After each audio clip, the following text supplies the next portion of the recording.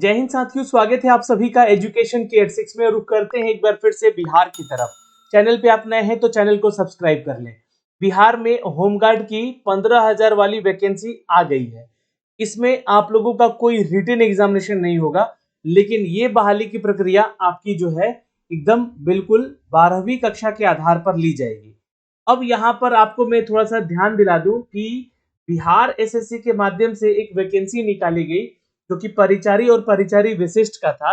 उस बहाली की प्रक्रिया भी जिला स्तर पर ली जा रही थी, लेकिन बाद में ये फैसले लिए गए कि उस बहाली का एग्जाम कंडक्ट करवाना चाहिए। एग्जाम कंडक्ट करवाया गया।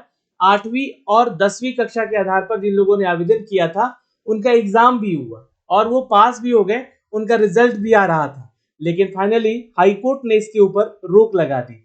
तो क्या बिहार सिपाही होमगार्ड के साथ भी ऐसा होगा या नहीं होगा, इसके बारे में भी हम जानेंगे। लेकिन इसके ऑफिशियल नोटिफिकेशन से आपको रूबरू करवाते हैं। किस जिला में कितने पदों की वैकेंसी है ये तो मैंने जानकारी आपको पहले ही दे दी थी, लेकिन इसमें क्या क्या बदलाव हुआ है, आपके परीक्षा के पैटर्न में क्या क्या बदलाव हुआ है और इसमें एज लिमिटेशन में कितनी छूट मिली है, इन सब के बारे में एक ऑफिशियल डेटा के अनुसार हम जानेंगे। और इस वीडियो को प्लीज आप शेयर भी जरूर कीजिएगा। इस वीडियो को बनाने में काफी समय लग सकता है, काफी समय भी लग रहा है, इसलिए बहुत ही ध्यानपूर्वक सारी जानकारी स्टेप बाय स्टेप देखिएगा।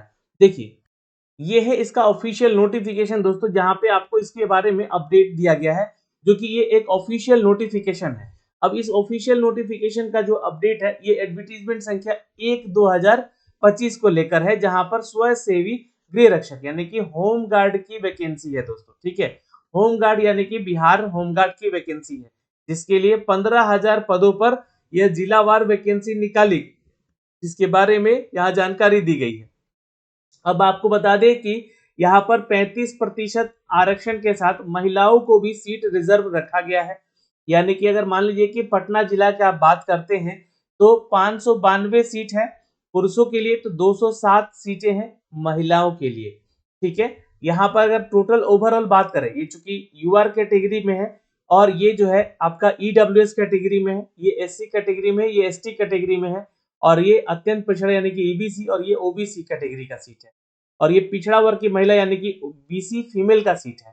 ठीक है, लेकिन ओवरऑल बात करेगा तो यूआर कैटेगरी में 1479 सीट है पटना जिला में, और 502 सीटें हैं आपका महिलाओं के लिए 35% का जो आरक्षण के आधार पर दिया जा रहा है। बाकी स्वतंत्रता सेनानी के नाती पोते हैं, यानी कि इस वैकेंसी का टोटल है ना, उसका 2% अगर आप निकालिएगा तो लगभग 30 सीटें यहाँ पर रिजर्व होगी आपका, जो कि 36 आरक्षण के आधार पर ये सीटें दी गई है।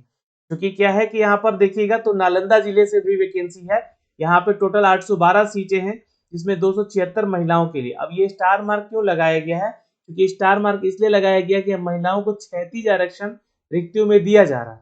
यानी कि महिला अगर यहाँ पे आवेदन कर रही हैं तो उनके लिए ये सीट रिजर्व है, उनमें कोई पुरुष नहीं आ सकता है। ये हो सकता है कि ये सीटें अगर खाली रह जाए तो ये सीटों की संख्या जो है पुरुषों के लिए यानी कि जनरल कैटेगरी में चला जाता है। उसी तरह रोहतास जिले में 559 सीटें हैं। ये आप सीटों की संख्या आपको मैंने पहले भी बताया था, लेकिन इसमें जो है कुछ ऐसे जिले थे जहां पर की सीटों की संख्या नहीं थी, जैसे कि अरवल हो गया, नवगछिया हो गया, और यहाँ पर जो है दोस्तों यहाँ पर एक और जिला था जिसके बारे में सीटों की संख्या दी गई थी, जो कि यहाँ पर शून्य थी। ठीक है, तो उसके बारे में यहाँ पर जिक्र भी नहीं किया गया है। ठीक है, यहाँ पर देखिएगा तो टोटल 37 जिलों के बारे में जिक्र किया गया अरवल को छोड़कर। आई थिंक मुझे लगता है कि अरवल का कहीं पे अपडेट दिया गया है। ठीक है, यहाँ पर दिया गया है जो नवगछिया क्षेत्र है छोड़कर भागलपुर के जो वैकेंसी है वो 666 है, 225 महिला को दिया गया है। ठीक है, नवगछिया क्षेत्र को छोड़ा गया है, पुलिस जिला का मुख्यालय वहां पे भी। तो ये चीजें यहाँ पर दी गई है, यहाँ पर सीट नहीं है। और यहाँ पर एक जो आपका अरवल जिला है वो भी नहीं है। महिलाओं के लिए 36 आरक्षण रिक्तियों की संख्या कुल रिक्तियों के अंतर्गत है, यानी कि जो टोटल सीट है उसके अंतर्गत ही ये सीट दी जा रही है। जैसे कि मान लीजिए कि शेखपुरा का सीट 192, तो 65 सीट 35% इसका आरक्षण के आधार पर यहाँ पर दिया गया। हर जिला का अलग अलग है, यानी कि 15,000 जब सीट है, इसमें से 5,094 सीट जो है आप महिलाओं के लिए रिजर्व रखते हैं। ठीक है, कुल रिक्तियों के अंतर्गत भी दिया गया है। अरवल जिला, पुलिस जिला, नवगछिया तथा बगहा, ये तीनों में रिक्तियां शून्य रहे और शून्य ही रहेगी। ठीक है, आगे चलते हैं। यहाँ पर अब गृह रक्षकों के स्वच्छ नामांकन के लिए स्तरीय मेधा सूची के अनुसार जिलावार किया जाएगा। यानी कि आपका जो है नामांकन, यानी कि आपका जो यहाँ पर रिक्रूटमेंट हो रहा है, एक नामांकन नाम दिया गया है, यानी कि आपका एडमिशन हो रहा है गृह रक्षक के लिए, तो जिला स्तरीय मेधा सूची के अनुसार जिलावार किया जाएगा। यानी कि ये कोई वैकेंसी नहीं है, मैं आपको बता दूं कि ये स्वच्छ नामांकन का नाम दिया गया, इसलिए यहाँ पर डायरेक्ट रिक्रूटमेंट ली जा रही है बिना कोई एग्जाम लिए। ठीक है, इस बात का ध्यान रखिएगा। इसलिए इस पे अगर वो केस भी करता है तो ये मैटर नहीं फंसेगा। जिस तरह से आप लोगों का बिहार एसएससी का जो मैटर फंसा है ना, ग्रुप डी वाला, वहां पर एग्जाम लिया गया है ना, और वो एग्जाम का आधार जो है वहां पर कम से कम 10th पास होना चाहिए, इसलिए 8वीं पास के आधार पर भी सिलेक्शन लिया गया, इसलिए वहां पर जो है डिस्क्वालीफाई करेंगे छात्र वहां पे। तो ये बातें मैं आपको पहले बता दूं कि इस पे कोई केस वेस होगा भी तो कोई दिक्कत वाली बात नहीं है।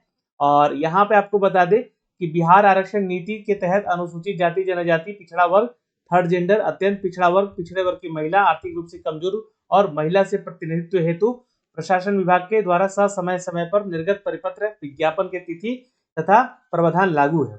तो जो भी नियमावली है यहाँ पर लागू है। और आरक्षण को लेकर स्वच्छ नामांकन हेतु अर्हताएं क्या क्या है, तो सबसे पहले तो बिहार का निवासी होना चाहिए, यानी कि अदर स्टेट के छात्र इसको आवेदन नहीं करेंगे, पहली चीज। एज लिमिटेशन 1/1/2025 तक सभी वर्गों के पुरुष, महिला और थर्ड जेंडर अभ्यर्थियों के लिए न्यूनतम उम्र सीमा 19 साल रखा गया है और मैक्सिमम 40। तो एज लिमिटेशन में कर दिया गया है बदलाव।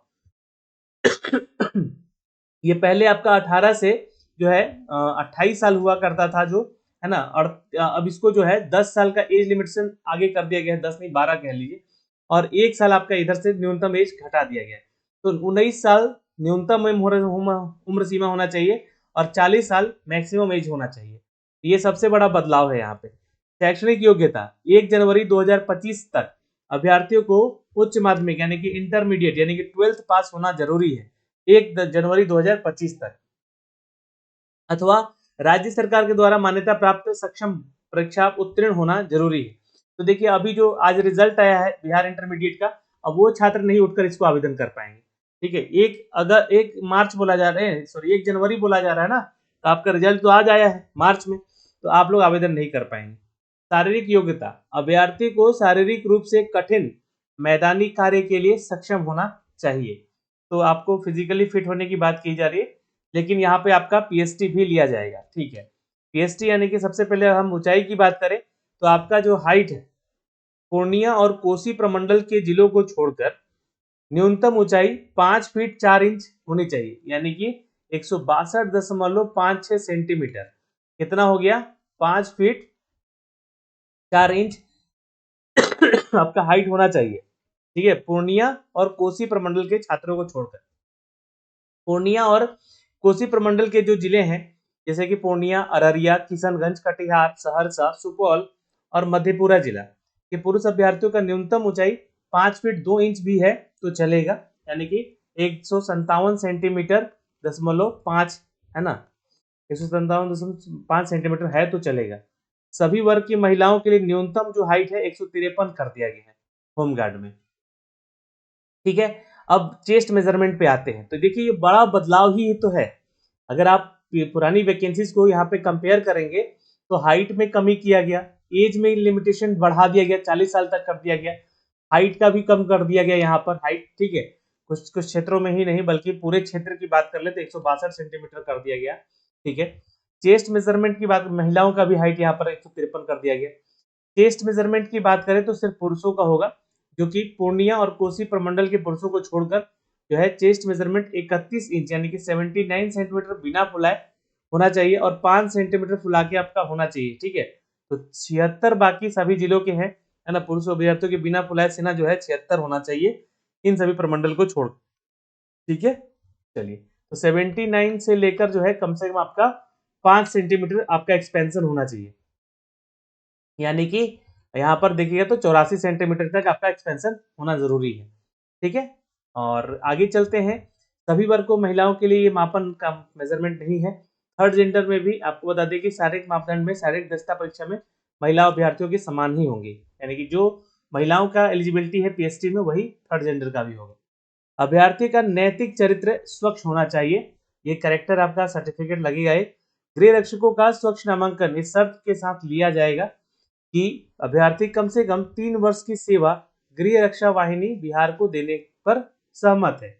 यानी कि एक बॉन्ड साइन हो रहा है, ठीक है, बॉन्ड साइन हो रहा है कि आपका कम से कम 3 साल आप इसमें काम योगदान देंगे ज्वाइन करने के बाद। अब देखिए, इसके लिए आपको फॉर्म भरने का जो लिंक है वो 27 मार्च से एक्टिव किया जाएगा और 16 अप्रैल तक रहेगा। मैंने इसके बारे में आपको जानकारी दी है। इसका फॉर्म भर के भी आपको मैं बता दूंगा।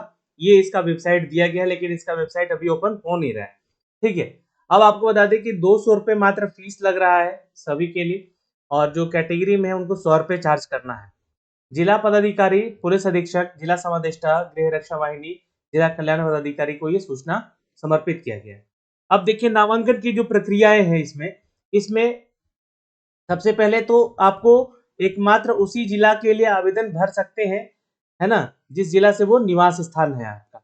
यदि कोई अभ्यर्थी एक से अधिक जिला के लिए आवेदन करता है तो ऐसी स्थिति में उनका आवेदन रद्द कर दिया जाएगा।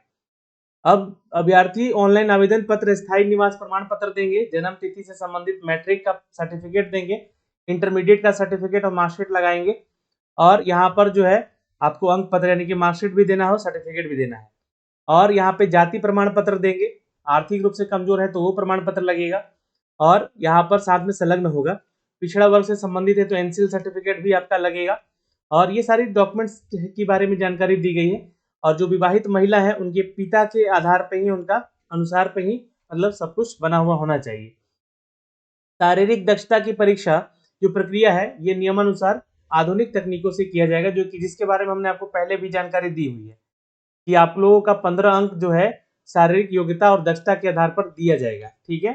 शारीरिक योग्यता दक्षता जो है कुछ इस तरह से होगा, ये जानकारी यहाँ पे दिया गया है, जिसमें कि आपका दौड़ होगा, ऊंची कूद होगी और गोला फेंक होगा, है ना, ये सब कुछ जानकारी यहाँ से दिया गया है। ये देख सकते हैं, इसके बारे में हमने आपको पहले भी बताया था, लेकिन इसके ऊपर एक अलग से वीडियो कल भी मैं लेकर आऊंगा। वीडियो काफी लंबा हो रहा है, जिसमें कि आपको 1600 मीटर पुरुषों के लिए दौड़ है और 800 मीटर महिलाओं के लिए दौड़ है। लेकिन वही है कि 6 मिनट में आपको पूरा करना है पुरुषों को और 5 मिनट में पूरा करना है महिलाओं को, ठीक है। तो ये है सूचना, ऊंची कूद और लंबी कूद और गोला फेंक, ये आपका जानकारी यहाँ से मैंने आपको पहले भी दिया है वीडियोस में बना के। फिर उसके बाद आपका मेधा सूची बनेगा, मेडिकल जांच होगा, और यहाँ पे आपके सारे डॉक्यूमेंट चेक होंगे और वो आपको वहाँ पे ज्वाइनिंग दे दी जाएगी। आवेदन कैसे करना है इसके ऊपर हम वीडियो लेकर जरूर आएंगे उसके पहले, लेकिन ये सारी जानकारी की सारी अपडेट जो है आपको इसी चैनल पे भी मिलेगा और वाईटी एजुकेशन पे भी मिलेगा। तो प्लीज वीडियो को शेयर कीजिएगा। कोई भी जानकारी आपको पूछनी है तो कमेंट सेक्शन में कमेंट करके जरूर पूछ लीजिएगा। आशा करते हैं कि ये वीडियो आपको समझ में आई होगी। जय हिंद।